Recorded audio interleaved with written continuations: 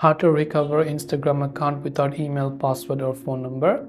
If you want to recover your Instagram account but you have access to neither its email, neither its password, neither its phone number, in that case you cannot recover your account, because this is done to verify that you are the owner of the account, and if you cannot prove that you are the owner of the account by having those credentials, Instagram cannot give you access to your account. But if your Instagram account was compromised or someone hacked your account, you can choose to recover that instead.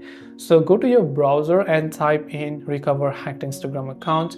You'll find the first link from Instagram that says if you think your account has been hacked. It will take us to this page and it says visit this page on your browser. So you can tap on this blue link that says visit this particular page over here.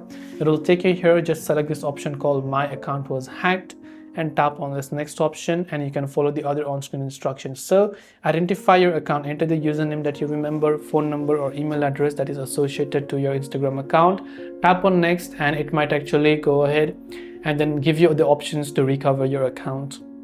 So I hope the video helps you out.